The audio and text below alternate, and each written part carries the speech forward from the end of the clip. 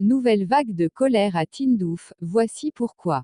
Face au resserrement du siège autour des camps, les trafiquants de carburant en petite quantité prévoient ce samedi leur troisième sit-in en une semaine, devant le soi-disant ministère sahraoui de l'Intérieur.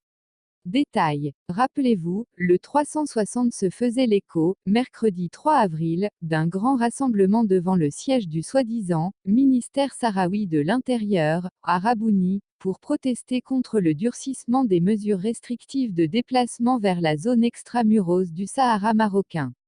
Pas moins de 450 manifestants, notamment des trafiquants de carburant, avaient participé à ce sit-in de protestation contre ces mesures qui risquent de les priver de leur seul moyen de subsistance. Face à la surdité de la direction du Polisario, les manifestants se donnent un nouveau rendez-vous.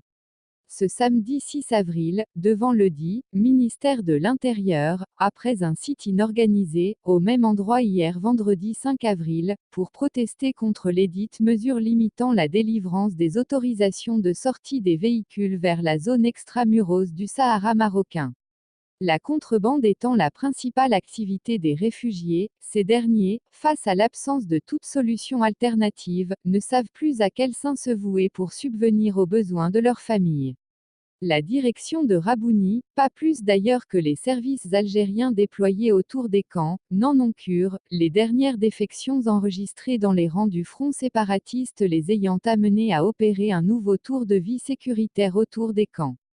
Pas plus tard que le 18 mars, un officier du FP, de grade capitaine, s'était rendu aux forces armées royales. 8 jours après, pas moins de 12 autres activistes du même FP lui ont emboîté le pas pour rallier la mère patrie. Ces défections en annoncent bien d'autres, la situation à Tindouf étant de plus en plus intenable. Et le renforcement du siège autour des camps l'aggrave davantage.